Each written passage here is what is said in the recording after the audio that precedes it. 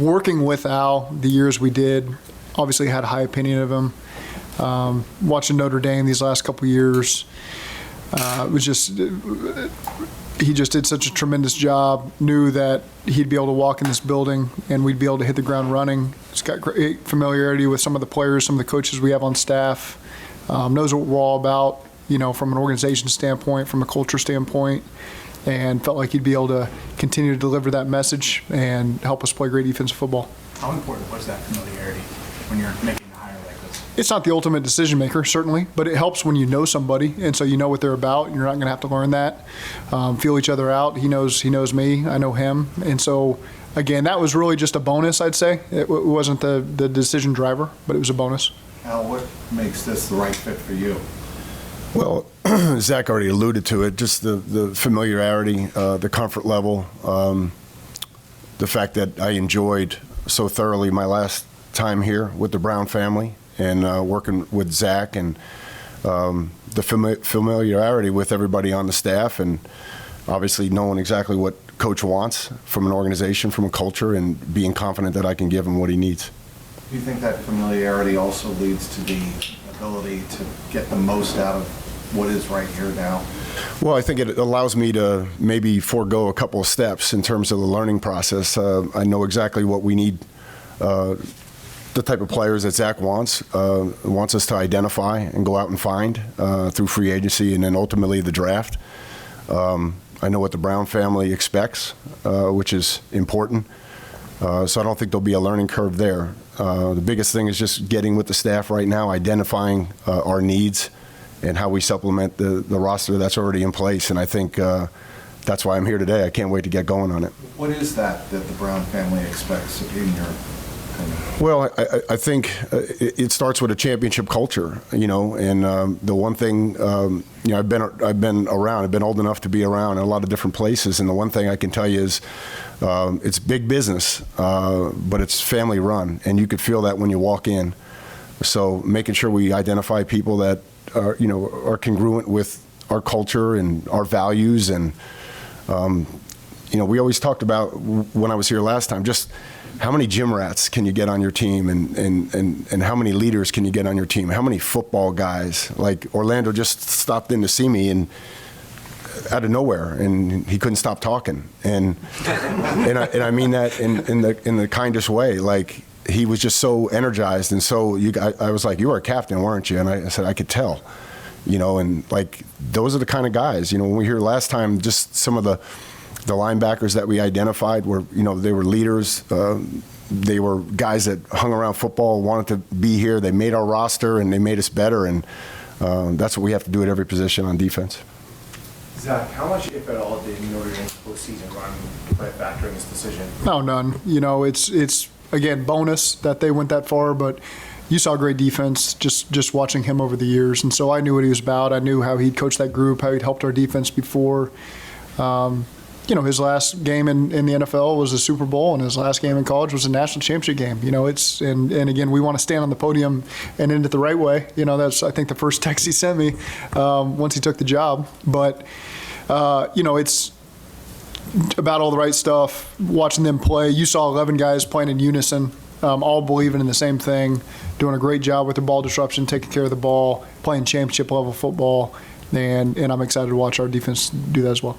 What has the past week been like for you, given what you were doing last week? Well, exhausted and emotional. If I could take a minute just to thank, Coach Freeman, all the student athletes up there that had the honor of coaching, and obviously both Pete Bavacqua and Jack Swarbrick for the opportunity to be there and be a part of that great run. And it's very seldom that you have a chance to do first at Notre Dame, but to host the first playoff game, to win the Orange Bowl, win the Sugar Bowl, win 13 in a row, that was great. So I knew, we made the decision last Wednesday to come. I had an opportunity to sit down and talk to all the players. That doesn't always happen that way, but Coach Freeman encouraged it, man. I tried to reach every player I could. Those that I didn't see personally, I communicated to. I thought that was important. I got in the car at 5 a.m. on Thursday, and when I made that right off I-74 and saw the stadium, and I knew I was home. And so it's emotional, and I was telling Zach this morning, we went to work on July 16th, and we just finished on January 21st. So he keeps telling me to take a break, but I'm so energized by this opportunity. What have you noticed in terms of translatable things from college defense to the NFL? What maybe doesn't as much, or what did you learn about the differences between those two? I think it's closer now than it was a decade ago, for sure. Just certainly with the RPO, or just watching yesterday with the quarterback run game, the read zone series, or just the design quarterback run. So I think there's a lot of carryover there. I think I was blessed to be around guys that were, they had their house in order. They just wanted to learn ball. The really smart team, really high FBI, football intelligence, that kind of background allowed us to push them and coach them in a way that was very much similar to what we experienced here or in Detroit when I was there. So, and I think that's really important because the biggest thing for us is just, it's not so much we're going to do X, Y, and Z. It's the belief system that everybody involved believes the same thing, that the secondary believes the same thing as the linebackers. The linebackers believe the same thing as the D-line. And when you get that unit strength and you're bound by certain fundamentals or techniques or concepts, great things can happen. And obviously that's what we want to do here. What do you like about each coach you've put on your staff so far out? Well, I think talented. I would say, very, very talented, starting with, Jerry on the D-line. Just, again, I was in the NFC North while, coaching offense while he was on defense. And for you to stay 9 years in one position speaks, volumes to me. Or that you transcend, head coaches, or you transcend coordinators, says a lot about who he is and the type of coach that he is. So I'm excited about him. Obviously, I've worked with Jordan. Jordan was like my right-hand man when I was here last time, Coach Kovacs, and just watched him grow over the last couple of years. And Coach Banks, Burks, I had a chance to spend some time with him last Thursday in the building, and he grabbed the pen and we just sat there for like 2 hours and just covered so many different things, which was awesome. And then Coach Hodges obviously comes well recommended. Had a chance to visit with him just recently, and same thing, 6 years in one place says a lot about him. So I'm excited about those guys and getting together here on Monday and starting to plot a course. Alan, what for a team to be a championship level defense? What does that need to entail? Say it again, I'm sorry. For a defense to be a championship level defense, what does that need to entail? Well, I think, one heartbeat for sure. We all have to believe in the same thing. And we talked about it earlier. There's going to be, there's not going to be much gray. I don't live in that gray world. I think it's very important that for us to be a championship defense, we're going to have to be empowered. I can't make all the calls. Same thing with the staff. You make a certain call, the players have to have, the trust and ingenuity and confidence to make a specific adjustment on the field. And so at some point you have to turn the keys over to the players. There'll be a certain way that we disrupt the football. There'll be a specific way that we tackle in certain environments and certain situations. There's going to be indicators for us in situations that we're going to have to recognize the situation and perform accordingly. And ultimately, we want to be really good, at tackling and doing the little things well. So I think one heartbeat, core fundamentals that bind us, and then ultimately a team that's player driven. How you talk about fundamentals, and that's something you've mentioned in the past, wanting to be good at fundamentals. You just mentioned tackling. How do you go about being good at those things, improving at those types of things, especially in a league and in a time period where you don't do it a whole lot of practice? Yeah, I think there's a process involved in it. I think you have to identify what the errors are, and are those errors, systematic, and if so, then you have to take a hard look at yourself and say, all right, what can we change? So I think there's a way to teach certain things. I have really strong beliefs. I think those beliefs will be tested by, the staff as we get together, and maybe we'll find a different way, a better way. But ultimately, we're gonna convene and plot a course for how we want to tackle, how we want to disrupt the football. We're going to teach it we're going to drill it, we're going to quality control it, we're going to show the application to the game, and then we're going to show the standard, whether that's Bengals or other guys in our division or around the league, that we are chasing that standard. And we'll repeat that process until it's refined and owned by the players. And for that to happen, it's got to move from their head to their heart. And that's, each guy takes a journey that's a little bit different, a young guy versus a veteran. But if they can get to the point where we all believe in the same thing and you start to see it on tape, that's when magic happens. You specialize in man a ton at Notre Dame last year. Do you see why did you end up doing that? Do you see that translating to the pro level? I don't necessarily see it. That's just the way we evolved. I think the thing that made us difficult was we played a lot of different coverages. We may not have played as many zones as some people wanted, but our changeups were really great. Our middle field open changeups, our 3-zone changeups, that came off of that, man-to-man look. I think that's what made us hard. We just gravitated towards being a more, on-body man team last year, but that's not to say that's what we're going to be best at. So put the players in the right position, identify what they do best, and then plot a course, and that's what we'll do here with Coach, Burks and Jordan and the defensive staff. Zac, was it hard to stay patient during this process when they kept laying in advance? Well, it was good because there was other guys I talked to and gained great experience from that. Look at Jerry Montgomery. Jerry Montgomery is a guy I've had on my list since we played the Packers in 2018 when I was at the Rams. And you got to look up who's the D-line coach, and that's when Jerry's name came to my radar. And so, just as I went through the interview process of coordinators, I also at the same time was talking to some of these position assistants before they took jobs elsewhere. And then when Al's, accepted the job, last Wednesday as we talked, and felt like it was the right decision for both of us. We immediately get on the phone with Jerry, and make sure Al and Jerry can connect as well, and that Al sees it the same way I do. So there was a lot of good things that you got to do in between, a lot of phone calls you get to make to a lot of different position guys, and so we got a chance to use all that time. And then when Al became available, we made sure we talked, and it was the right fit for us. What did you make of the talent on the roster when you got in? How much did you look at what the Bengals currently had in the building? Here now, that's our process. To be honest with you, the coach just gave us that instruction just to make sure we go back and it's hard to go and evaluate, other teams, players or guys in the draft without knowing what your base is. So that's our first challenge as a staff is to make sure we really know that our players inside and out, and so that's what I got to get to work on. So it would be premature for me at this stage to comment on that. Just know that we'll identify the strengths and weaknesses of each player, and then see where we go here in the next stage.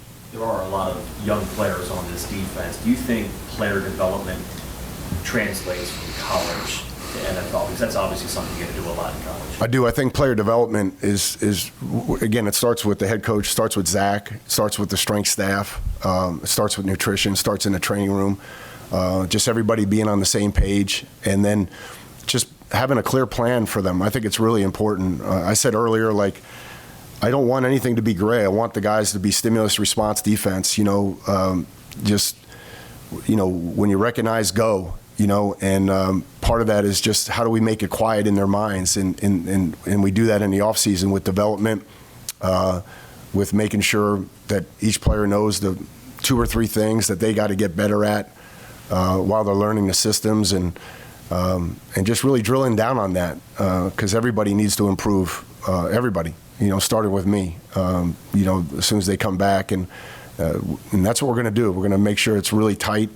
Package and make sure it's condensed in terms of what they need to improve on, and keep it small, refine it, play fast, play with energy, and play together.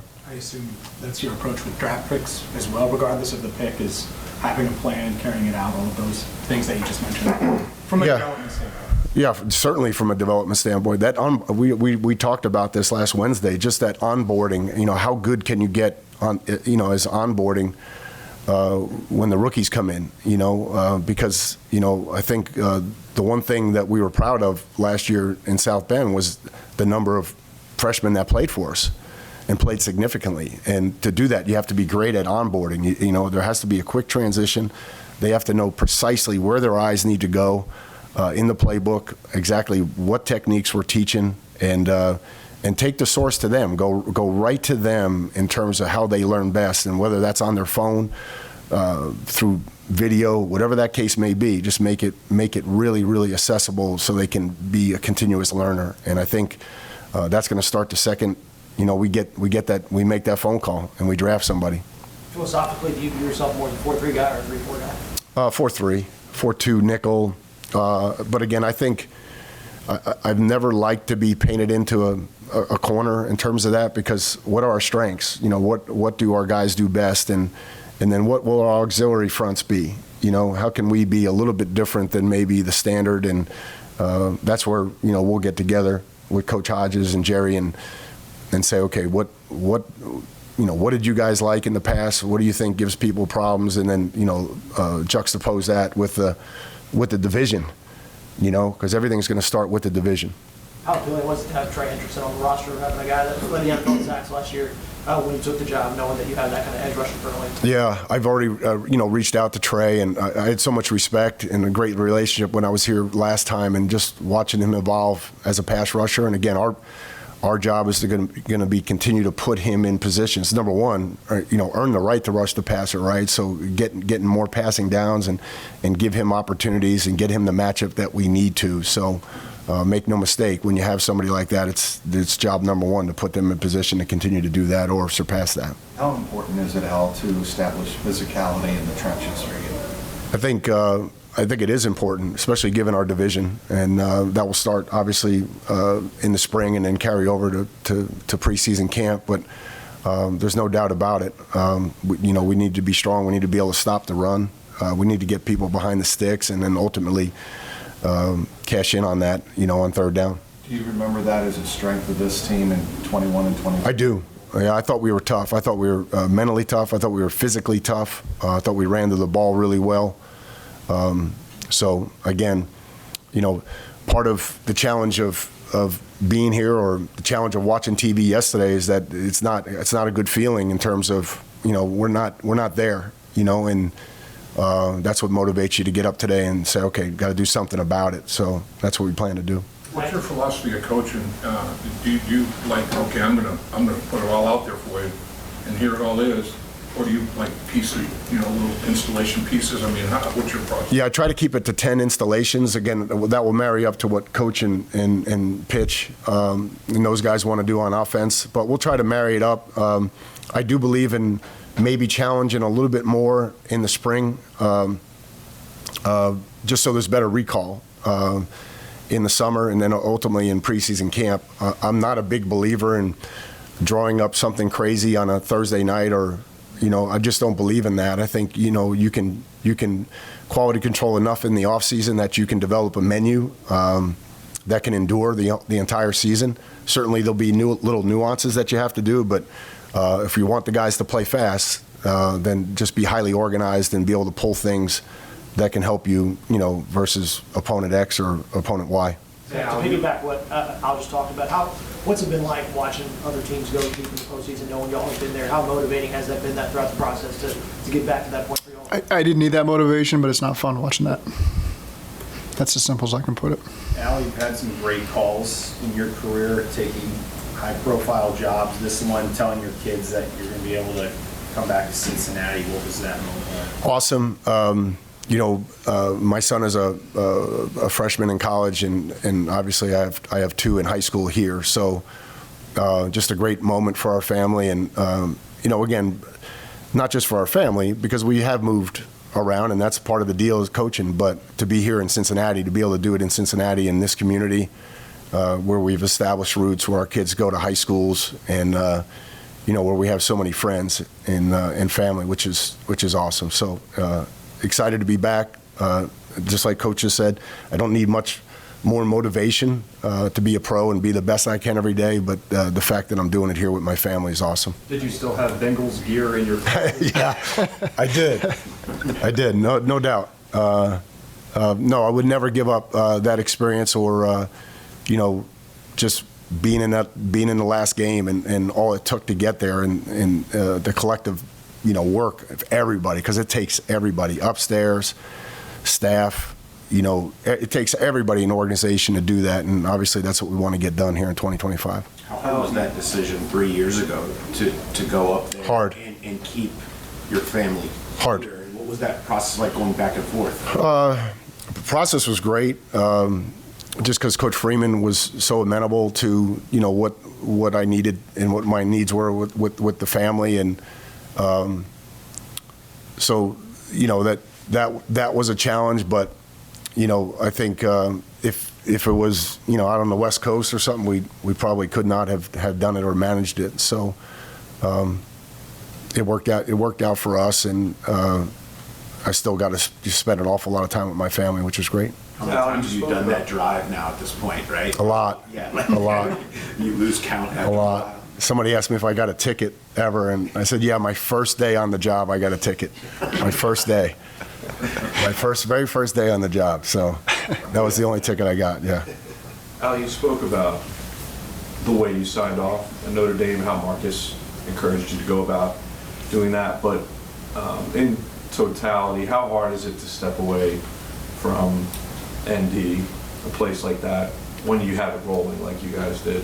Well, number one, I think they're built to last for a really long time now. And I think the one thing, when you get to be my age, not everything works the way you want it to work. But the one thing that I always wanted to do is leave something better than I found it. And I believe that my little part of that I did. And we did, because it's a collective thing. So it's always hard to leave because you invest so much in people. You know what I mean? It's not so much the brick and mortar, but it's the people. So that part of it was challenging, but I think even the young kids understood the value of this. And there's only 32 of these, and there's even less that have Joe Burrow. And I think that to me, coupled with having worked here before, being around the Brown family, being around Coach before, and obviously having a great feel for this community and this town. Made it easier. I'd love to ask you, how did the current NIL climate impact your thought process? Well, and does that make it easier or harder to? No, I think that's a question for other coaches. I would say that our overall culture there kind of, not that we were immune to it, but we were shielded. We still had so many kids that were trying to get graduate degrees. We had so many graduates on the field the other day. And kids just trying to do it the right way, and that's the kind of families that were attracted there. So you were a little bit immune to it, and to me that was a blessing. I'm probably not the guy to ask that question, but there's some things that certainly need to get fixed, and need to get fixed quickly. Zac, have you had a chance to decompress at all from the season? Yeah. I mean, what's kind of been the thought in your mind as you kind of think about how the season went? Like, what's kind of been the one thing you've been coming back to, maybe, if any? Well, the thing I'm coming back to is I'm re-energized, and ready to go for next year. So you take 2 or 3 days yourself, but you got these new hires coming in the building that re-energize you and get you ready to roll. Watching the games, like you mentioned, we didn't need that re-energy, but you want to be in those games. You want to be in those moments, and we know that we're capable of doing that, and we didn't handle everything we could have the right way this season. We put ourselves in a hole early, finished the right way, and so we got to continue and build on that momentum, and I'm really excited to do that. From both coordinator hires now that you've had to replace, you work with familiarity. What's been some traits why you kind of lean that way with guys that you've had those previous relationships with? Yeah, familiarity and best people for the job. So again, I'm not. There's always been Snowboro. You want to hire someone you're comfortable with and familiar with, or your friend, whatever. No, I want to hire the people that are going to help us win championships. And so I think that we've done an excellent job of hiring coordinators, position coaches, quality controls, and we don't take those hires lightly. We spend a lot of time on them. We want to hire a quality control that we envision becoming a position coach, and a position coach that we envision becoming a coordinator, and a coordinator you envision becoming a head coach and helping you win championships along the way. So there's a lot of time and effort put into that, and so we're always in a position to maybe bring somebody back or promote from within, and it always means because we felt like that was the best person for the job. And I got a chance to interview some people that make it hard. I mean, they're outstanding football coaches. Just felt right now for us, Al was the best guy for the job, and Pitch was the best guy for the job last year, and excited about both those guys. Al, you talked about a little bit about NIL and things, but one idea that comes with all the changes in college football and understanding that your experience in college football goes back decades at this point. What I noticed with that is that the college game has grown closer to the pro game. Like, is that an idea that you would buy? Like, do you think they've gotten closer over the course of the last couple of decades? Oh, I think there's no doubt, even to the point where, we're using the green dot in college now, and, they might as well just go ahead and do the goalpost in the field and just get it over with. I know there's a lot of defensive coordinators that would prefer guys not be 4 yards downfield on pass plays, so that might be something. That doesn't fly in the NFL, I know that, so. The money's close to the same. Yeah. It depends who you talk to.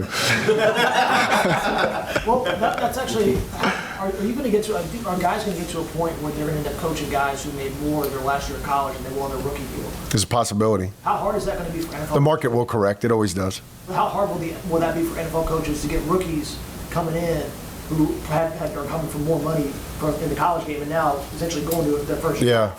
And making less than they are in the NFL? I don't think it will be hard. I mean, the ultimate beauty of the NFL is its meritocracy, and I always use the analogy of it's NASCAR, right? It's all the same body. It's you got the same tires, same gas.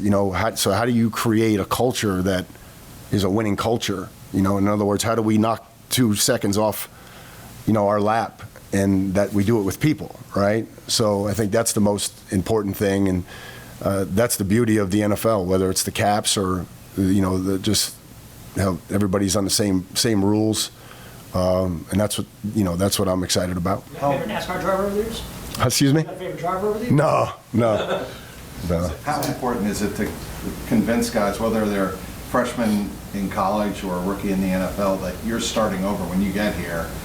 You're learning the way we do things. You're facilitator, getting used to the culture here. Yeah, I think everybody's a little bit different, right? They're all on different career paths and everything, but we're not going to be successful if we don't all talk the same language, and we can't all hold each other to a certain standard in each of those realms. So I think it's important that Trey's going to want to be challenged and he's going to want to be coached hard, but Trey has earned a different level of respect than perhaps a rookie that's coming in. So I think you can treat people differently, but I think it's really important that we try to coach them all the same, be uniform in terms of what the standard is and what the expectations are in each particular context, and then go from there. Zach, what do you think your reaction would have been 3 weeks ago had I told you that your staff looks the way it does now when you made those changes? Is this what you envisioned? Excited. It's a group that's